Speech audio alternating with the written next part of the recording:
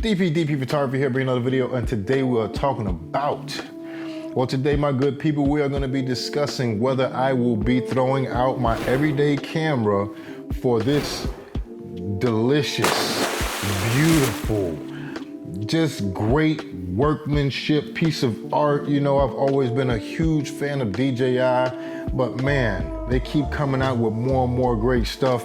The DJI Osmo Pocket 2 against my everyday usage camera, my baby, you understand? Like, this is the A7S3 on the RS2 with the Rode Video Mic Plus and my widest lens, the Zeiss 10 to 18, which is the closest thing that I could have got to comparing to this. I could have put my 16 to 35 on there, but that lens just costs so much more. And you know, it's actually, you know, I felt like I should go with the cheapest lens, and that's this one right here. That being said, you know, how do they compare? You know, well, they're both motorized gimbal cameras at this point. They both catch great audio. They both do slow motion. They both have a high dynamic range. So, you know, why would I keep this big camera when I can do everything with this smaller camera now? Well, that's what we're here to talk about today. So, you know, without further ado, let's get into it. First things first, you know, size. When it comes to size, automatically, look at the difference. Look at the difference. Pocket 2 wins. Easy, easy, easy. When I first got this, you know, I felt like it was leap years ahead, you know, because it was made out of carbon fiber. You know, it didn't burn my shoulder out like the first one did. It has all these different modes and, you know, a push button screen on the back of it. This thing is, you know, this gimbal is no joke. But everything that this gimbal does, because it's made by the same people. Usability. It's easy to make a time lapse with this. It's easy to do a lot of things with this. When it comes to setup and powering on, basically no setup.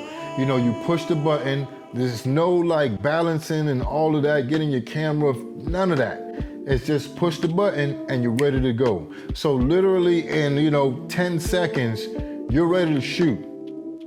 And that's a big deal. When it comes to my A7S3 and this whole setup right here, this takes some time, you know, and I've been doing this for years. So, and it still might take me 5 minutes to get it right, especially like when you're switching lenses and whatnot. Once again, this thing is cutting off, and that's fine. This time I'm gonna let it stay off. It's pretty cool. So now let's jump on the audio. When it comes to audio, I'm gonna have to give the A7S3 the edge. Reason being is because this thing catches phenomenal audio. Like you wouldn't, it's unbelievable, you feel me? And it comes with a lav mic that you can just clap to your you know, your neck piece or whatnot. And the audio on that is even 10 times better. You can also take a lav and put it inside that transmitter and catch audio that way as well. But all of that audio will be preamped, meaning that, you know, the audio will be caught to the camera. And when you get preamps, you always have the slightest little hiss inside your audio. Now this camera, you know, you pretty much can go however you want with your audio. Like right now, I'm talking to you off a lav mic, and that's how that audio is so clean.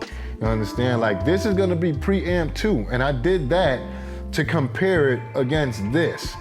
But though this has preamps, it doesn't have to be. You can put your lav wireless mics on there. You can put whatever you like to catch audio with this camera. As to with this one, you know, you constricted with what they have to offer you, which is not bad, you know. I will be using that audio quite often, but this has a little bit more of a professional touch.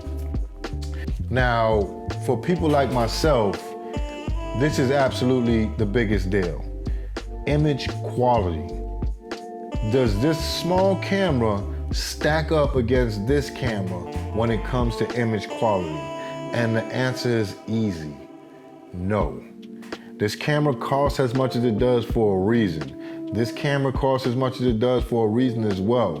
Not saying that you don't get a lot of bang for your buck with this camera, but the things that this camera does, the high dynamic range, the quality of slow motion, just different things that this camera does but it doesn't do it as well. There's no comparison. The image that comes out of this to this is no comparison.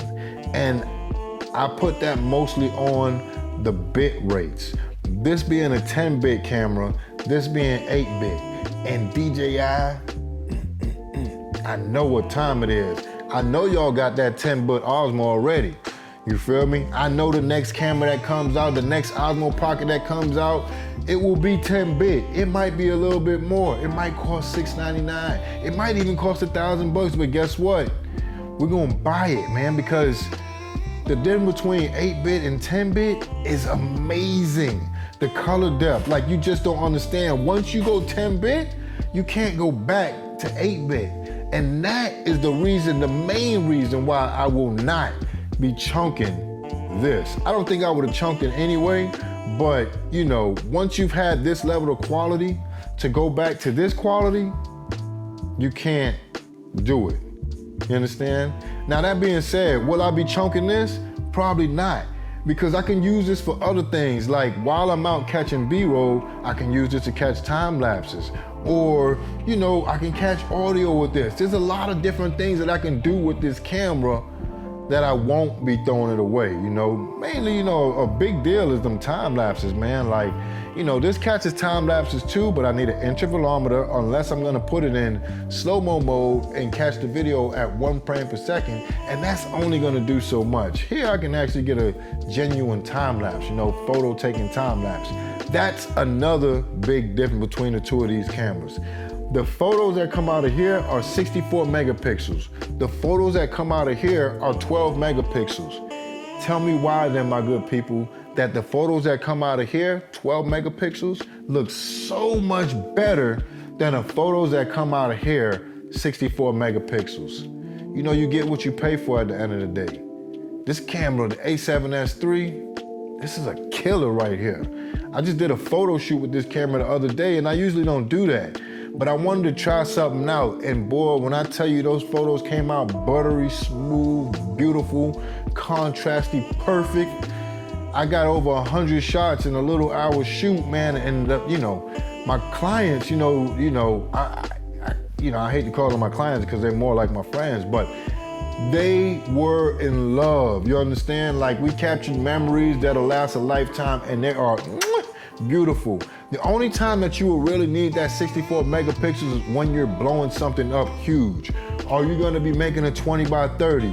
Are you gonna be cropping down to just the face? Like, those are the type of things that you need to be thinking about when you talk about 64 megapixels. And that being said, it's not a beautiful, it's not pretty because it's only 8-bit and the color spectrum is very small. You understand? Like, if I shoot with my A7R3, 43 megapixels is 43 megapixels of beauty. But, you know, shooting with this, you know, I haven't really been, you know, overexcited about the photos that are coming out of it. That being said, I've only had this thing 2-3 days now, man. But, you know, I've used it a lot in the last 3 days. Another big deal with these cameras, low light capabilities. Of course, A7S3, A7S2, those are legendary cameras. A7S4 just came out. They're legendary, you feel me? They are known for shooting in the dark, pitch black. These cameras shoot.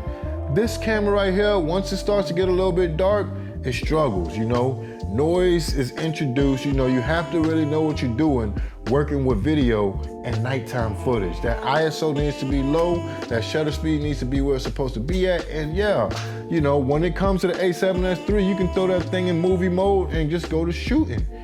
Beautiful, no noise. It's like, when it comes to vlogging, you know, while, you know, Osmo Pocket might be a little bit lighter, image quality coming out A7S3, plus dynamic range, you can see the difference. Like on the Pocket 2, everything behind me blown out. As to with the A7S3, I can still see stuff. Woo!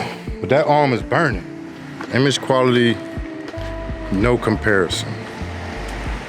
A7S3 wins again. Yeah, like I say, I will not replace my DSLR with the Osmo Pro or Osmo Pocket, but I definitely will keep the Osmo Pocket It was real useful for a lot of things. Usually, you know, when you got that big bulky camera out here and you got all these people, you get a lot of people running up and, you know, what are you doing? And, you know, what's that for? Who do you work for? All these different questions. But when you're shooting with a camera like this, it's so small, so inconspicuous that nobody even notices you. So when you're walking around Disney or you're walking on Duval Street or in some, you know, crazy location, you're real inconspicuous.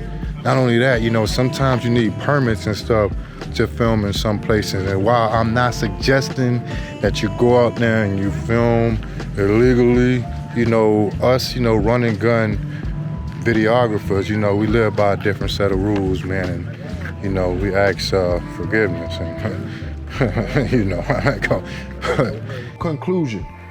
Will I be throwing away my A7S3? Absolutely not. Will I be throwing away the Osmo Pocket 2? Absolutely not. No, I will find uses for both of them. You know, it's like a lot of my stuff in the camera world. Yeah, they can all do, you know, similar jobs, but some do the job better than others. And always, I don't need the best resolution. Sometimes when I go out, I'll use this for time lapses. Sometimes when I go out, I'll use this for vlogging.